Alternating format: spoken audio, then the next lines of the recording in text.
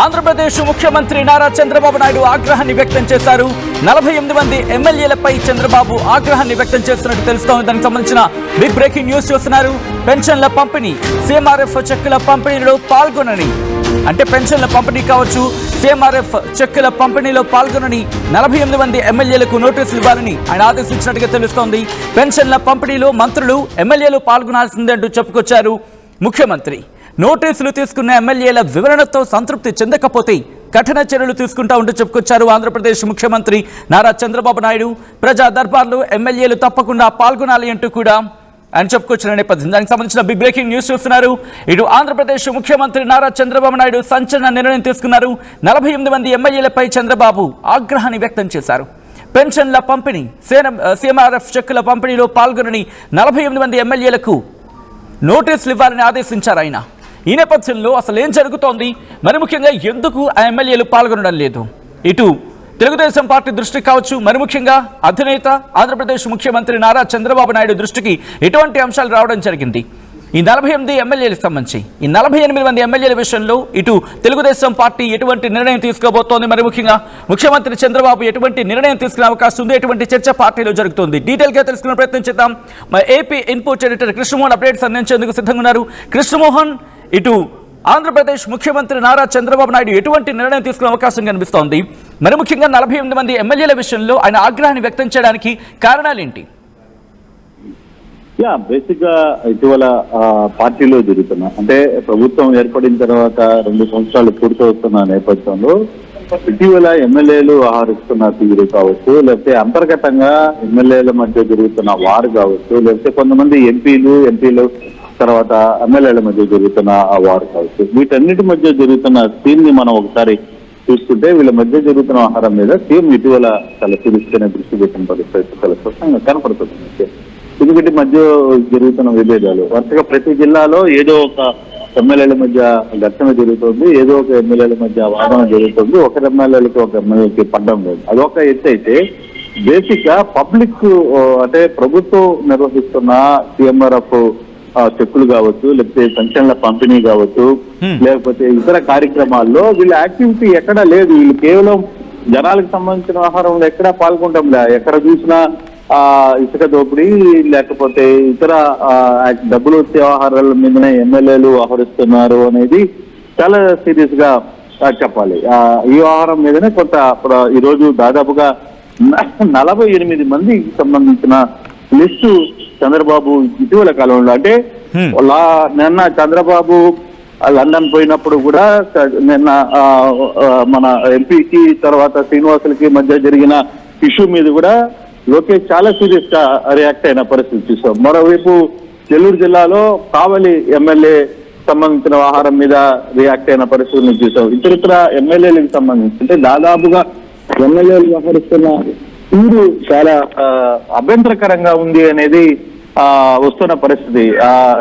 రెండవది ఏంటి, పబ్లిక్ నిర్వహించాల్సిన గ్రీవెన్స్ లో కూడా ఎవరు, ఒకవైపు చంద్రబాబు గ్రీవెన్స్ లో పాల్గొంటున్నారు, కొందరు సీనియర్ మంత్రులు పాల్గొంటున్నారు, లోకేష్ గ్రీవెన్స్ పాల్గొంటున్నారు. నిన్న లోకేష్ పాల్గొన్న గ్రీవెన్స్ లోనే దాదాపుగా 5,000 మంది ఇతర ప్రాంతాల నుంచి వస్తున్న పరిస్థితి. అంటే ఎక్కడ జిల్లాల్లో ఏ ఎమ్మెల్యే నియోజకవర్గాల్లో గ్రీవెన్స్ లో పాల్గొనడంలే. సో అందులో ఆ నేపథ్యంలోనే ఈ సమస్యలు విపరీతంగా వస్తున్నాయి. అందుకే ప్రతి ఒక్కరు నా దగ్గరికి వచ్చే ప్రయత్నం చేస్తున్నారు అనేది లోకేష్ నిన్న కూడా మాట్లాడిన పరిస్థితి.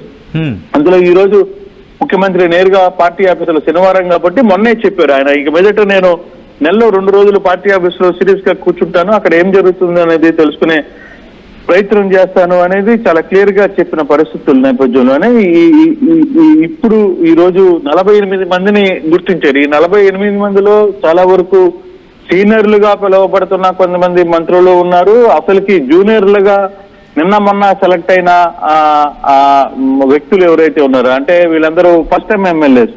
ఈ ఎమ్మెల్యేస్ అందరినీ కూడా చాలా సీరియస్ గా వ్యవహరిస్తున్న పరిస్థితి అయితే ఉంది. అంటే వీళ్ళు వ్యవహరిస్తున్న తీరు అసలుకి నిన్న మొన్న ముఖ్యమంత్రి చాలా సీరియస్ గా అంతర్గతంగా మాట్లాడుతున్న పరిస్థితుల్లో అసలుకి కొంతమందికి సీట్లు ఎందుకు ఇచ్చానా, అసలుకి సీట్లు ఇచ్చేటప్పుడు వీళ్ళు వ్యవహరించిన తీరేంటి, ఇప్పుడు వ్యవహరిస్తున్న తీరేంటి, ఒక్కొక్కరు ఒక్కొక్క సామ్రాజ్యంగా వ్యవహరిస్తున్నారు, ఒక నియోజకవర్గాన్ని ఒక సామ్రాజ్యంగా వ్యవహరిస్తున్నారు అనే ఒక యాంగిల్లో ముఖ్యమంత్రి స్వయంగా మాట్లాడడం, అసలు వీళ్ళకి సీట్లు ఇచ్చి తప్పు చేశానా అనే యాంగిల్లో కూడా మాట్లాడుతున్న పరిస్థితి, కొందరు ఎంపీలు కొందరు ఎమ్మెల్యేలు వ్యవహరిస్తున్న తీరు, ఒకదాని మీద ఒకటి చంద్రబాబు చాలా అసహనం వ్యక్తం చేస్తున్న పరిస్థితి అయితే చాలా స్పష్టంగా కనబడుతుంది. ఇటువంటి పరిస్థితుల్లో ఇట్లా ఉపేక్షిస్తే పార్టీ పూర్తిగా ఇబ్బందులు గురయ్యే పరిస్థితి ఉంది. అయితే ఇంకా చాలా కాలం ఉంది కాబట్టి సరిపోతుంది, ముందుగానే మనం వీళ్ళు వ్యవహరిస్తున్న తీరు మీద కొంత సీరియస్ గా దృష్టి పెట్టకపోతే ఇబ్బంది పడే పరిస్థితి ఉంది అనేది చాలా స్పష్టంగా ఆయన తెలుసుకుంటున్నారు. కాబట్టి ఇమ్మీడియట్ గా ఆయన 48 మందిని గుర్తించారు. వీళ్ళందరికీ నోటీసులు ఇవ్వమని చెప్పారు. నోటీసులు ఇచ్చిన తర్వాత ఎవరెవరు దీనికి సంబంధించిన వ్యవహారంలో వాళ్ళ దగ్గర నుంచి రెస్పాండ్ ఏ విధంగా ఉంది, వాళ్ళు ఎందుకు ఎవరైనా ప్రాపర్ గా ఇవ్వలేకపోతే దాని తగ్గట్టుగా చర్యలు తీసుకుందాం. అసలు ఏం జరుగుతుంది నియోజకవర్గాల్లో, ఏం జరుగుతుంది నియోజకవర్గాల్లో పూర్తిగా కూడా కార్యకర్తలు ఎందుకు కొంత అసంతృప్తితో వ్యక్తం చేస్తున్నారు, ఈ అసంతృప్తి కారణాలు ఏంటి, ఎమ్మెల్యేలు వ్యవహరిస్తున్న తీరా లేకపోతే ఎమ్మెల్యేలు పక్క పార్టీల నుంచి కొత్తగా వచ్చిన వ్యక్తుల్లోని, అంటే టీడీపీలో ఇంతకాలంగా పనిచేసిన వ్యక్తులను కాదని కొత్తగా వచ్చిన వ్యక్తుల్ని ఇబ్బంది పెట్టే, కొత్తగా వచ్చిన వ్యక్తుల్ని తీసుకోవడం, పాత వారిని గాలికి వదిలేయడం. మనం ఇదే సబ్జెక్టు చూసాం నిన్న కావల్లో జరిగిన సబ్జెక్టు కూడా.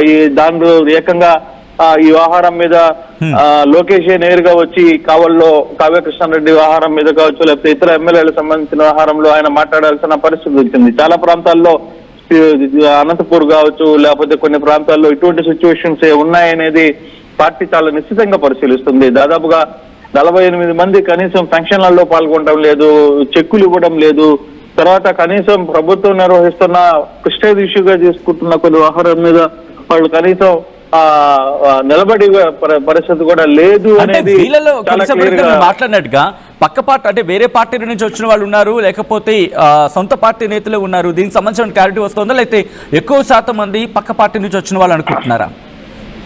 బేసిక్ గా ఇప్పుడు మనకు అందుతున్న లిస్ట్ లో మాత్రం చాలా వరకు యంగ్స్టర్స్ కొత్తగా పార్టీలోకి రావడం, కేవలం డబ్బుల మీద లేదు, పెద్ద డబ్బులు ఉన్నాయి, వివిధ ప్రాంతాల నుంచి వచ్చి వాళ్ళందరూ ఇప్పటికిప్పుడు ఎమ్మెల్యేలు అయిపోవడం, ఫస్ట్ టైం ఎమ్మెల్యేలుగా గెలుపొందిన నాయకులు లిస్టు చాలా పెద్ద స్థాయిలో ఉంది. 48 మందిలో కొంతమంది 48 మందిలో కొంత సీనియర్ నేతలు ఉన్నారు. ఇటీవల మనం చూసుకుంటే నిన్న మొన్న జరిగిన పెద్ద ఇష్యూ మనం చూడొచ్చు, పలకపొడి వర్సెస్ కేసినేని చిన్ని, వీళ్ళిద్దరి మధ్య జరుగుతున్న వాదన ఎంత దూరం పోయిందో చూడొచ్చు. చాలా తీవ్రమైన ఆరోపణలు చేసిన పరిస్థితి. మరోవైపు కొందరు టీడీపీ నేతలు ఇటీవల కడపలో కూడా కొందరు ఎన్ఆర్ఐ పేర్లు చెప్పుకుంటున్న కొంతమంది వ్యక్తులు మా దగ్గర సీట్లు ఇప్పిస్తారని, టికెట్లు ఇప్పిస్తారని 7 కోట్ల రూపాయలు డబ్బులు తీసుకున్నారని చెప్పి టీడీపీకి సంబంధించిన కడప నేతలే ఇందాక మాట్లాడిన పరిస్థితి కూడా మనం చూసాం. ఇటువంటి ఇష్యూస్ పెద్ద ఎత్తున జరుగుతున్నాయి. అసలుకి కొన్ని సందర్భాల్లో ఎమ్మెల్యేలు వ్యవహరిస్తున్న తీరు, అంటే వ్యాపారం సంబంధించి కావచ్చు, ఏదైనా కొన్ని జిల్లాల్లో కొన్ని నియోజకవర్గాల్లో ఏకంగా ఒక ఇల్లు కట్టుకోవాలన్నా, లేకపోతే ఒక చిన్న షాప్ పెట్టుకోవాలన్నా, పర్మిషన్స్ ఇవ్వాలన్నా ఎమ్మెల్యే పర్మిషన్ లేకుండా, ఎమ్మెల్యే చెప్పకుండా అధికారులు ఇచ్చే పరిస్థితి లేదు. అధికారులే నేరుగా పలానా వ్యక్తి షాప్ కడుతున్నాడు, లేదు పలానా వ్యక్తి ఇల్లు కడుతున్నాడు అని చెబితే నేరుగా వాళ్లే వచ్చి ఎమ్మెల్యేని వచ్చి కలవండి ముందు అని చెప్పి మాట్లాడుతున్న సిచ్యువేషన్స్ స్వయంగా ముఖ్యమంత్రి సొంత జిల్లాలోనే ఉన్నాయి. ఎటువంటి పరిస్థితుల్లో ఇటువంటి వ్యవహారాలన్నీ కూడా ముఖ్యమంత్రికి తలనొప్పులు తెచ్చే పరిస్థితి. ఆయన ఇప్పటికే ఇబ్బందుల్లో ఉన్న రాష్ట్రాన్ని కొంత తెర మీదకి తీసుకురావాలి. దాన్ని ఆయన పార్టీకి ఆయన విపరీతంగా తిరుగుతూ పరుగులు తీస్తుంటే ఇక్కడ ఎమ్మెల్యేలు వ్యవహరిస్తున్న తీరు ఆయనకి బాగా చికాకు తెచ్చే పరిస్థితి అయితే కనబడుతుంది. సో ఈ కూటమిలో ఏదో ఒకటి జరుగుతుంది, ఏదో కొంత ఆశ జరుగుతుందని ఒక ఆశ ఎమ్మెల్యేలకి ఉన్న పరిస్థితి, అంటే పబ్లిక్ ఉన్నింది. బట్ ఎమ్మెల్యేలు పూర్తిగా హోప్స్ ని నీరుగార్చే ప్రయత్నం జరుగుతుంది అనేది ముఖ్యమంత్రి పదే చెప్తున్నారు. చాలా సీరియస్ గా వ్యవహారం మీద మనం దృష్టి పెట్టకపోతే పార్టీ వ్యవహారంలో ఇక మీదట నెలలో 2 సార్లు పార్టీకి సంబంధించిన వ్యవహారాల్లో సీరియస్ గా తీసుకుంటానని చెప్పి ఆయన మాట్లాడిన నేపథ్యం ఉంది. కాబట్టి సో ఆ నేపథ్యంలోనే ఇప్పుడు 48 మంది ఎమ్మెల్యేలకి దాదాపుగా 50 మంది ఎమ్మెల్యేలకి సంబంధించిన వ్యవహారంలో ఎక్కడికక్కడ కట్టడి చేయకపోతే, వీళ్ళ యాక్టివిటీని ఎక్కడికక్కడ కట్టడి చేయకపోతే పార్టీకి ఇబ్బంది జరిగే అవకాశం ఉందని గుర్తించారు. అందుకే నోటీసులు ఇచ్చారు. అసలు వీళ్ళందరూ మీరు ఎందుకు పెన్షన్ల పంపిణీకి ఎందుకు హాజరు కావటం లేదు, ప్రతి నెల హాజరు కమ్మని చెప్తున్నాం, ఎందుకు హాజరు కావట్లేదు, మన వైపు సిఎంఆర్ఎఫ్ చెక్కులు ఇస్తున్నాం, వాటిని ఎందుకు పబ్లిక్ కి పంచడం లేదు, ఇటువంటి అంశాలన్నింటికి సంబంధించిన గవర్నమెంట్ ఎంతో ప్రెస్టీజియస్ గా చేస్తున్న వీటిల్లో కూడా ఎందుకు పాల్గొనట్లేదు అనే దాని మీద నోటీసులు ఇచ్చిన పరిస్థితి అయితే ఉంది. చూడాలి ఈ ప్రజా దర్బార్ ఎందుకు నిర్వహించట్లేదు అనేది కూడా తెలుసుకుంటున్నారు. నోటీసులు తీసుకున్న ఎమ్మెల్యేలు వివరణ సంతృప్తి చెందకపోతే డెఫినెట్ గా వీళ్ళ మీద కఠిన చర్యలు తీసుకుంటామనేది ముఖ్యమంత్రి స్వయంగా ఇప్పుడు మాట్లాడిన పరిస్థితి. సో పార్టీ క్రమశిక్షణ కమిటీకి ఈ బాధ్యతలు అప్పచెప్పారు. నిన్న మొన్న ఎమ్మెల్యేల మధ్య ఎంపీల మధ్య జరుగుతున్న వ్యవహారాన్ని వాళ్ళకే ఒప్పచెప్పారు. అనంతపూర్ లో జరిగిన కొన్ని వ్యవహారాలు వాళ్ళకే ఒప్పచెప్పారు. నెల్లూరు జిల్లాలో జరుగుతున్న కొన్ని వ్యవహారాలు ఆయనకే చెప్పారు. అలాగే విజయవాడ, గుంటూరు జిల్లాలో, కృష్ణా జిల్లాలో జరుగుతున్న వ్యవహారాలు కూడా ఆ కమిటీకి ఒప్పచెప్పారు. ఇప్పుడు తాజాగా ఈ 48 మంది ఎమ్మెల్యేల పరిస్థితి మీద కూడా కొంత సీనియర్ గా వ్యవహరిస్తున్న వాళ్ళందరి మీద కూడా దృష్టి పెట్టాల్సిన పరిస్థితి ఉంది అనేది చాలా స్పష్టంగా చెప్తున్న పరిస్థితి అయితే కనబడుతుంది. చూడాలి ఎమ్మెల్యేలు ఏ విధంగా స్పందిస్తారో చూడాల్సిన పరిస్థితి అయితే ఉంది. Sachin. Right Krishnamohan, thanks for the update. మొత్తంగా అయితే మాత్రం ఇటు ముఖ్యమంత్రి చంద్రబాబు ఆగ్రహాన్ని వ్యక్తం చేశారు, సంచలన నిర్ణయం తీసుకున్నారు. 48 మంది ఎమ్మెల్యేలపై చంద్రబాబు సీరియస్ అయ్యారు. పెన్షన్ల పంపిణీ, సీఎంఆర్ఎఫ్ చెక్కుల పంపిణీలో పాల్గొనని 48 మంది ఎమ్మెల్యేలకు నోటీసులు ఇవ్వాలని ఆదేశించారు ఆయన. పెన్షన్ల పంపిణీలో మంత్రులు, ఎమ్మెల్యేలు పాల్గొనాల్సిందంటూ చెప్పుకొచ్చారు. నోటీసులు తీసుకున్న ఎమ్మెల్యేల వివరణతో సంతృప్తి చెందకపోతే కఠిన చర్యలు తీసుకుంటామంటూ చెప్పుకొచ్చారు ఆయన. ఇక ప్రజా దర్బార్లో ఎమ్మెల్యేలు తప్పకుండా పాల్గొనాలన్నారు ముఖ్యమంత్రి.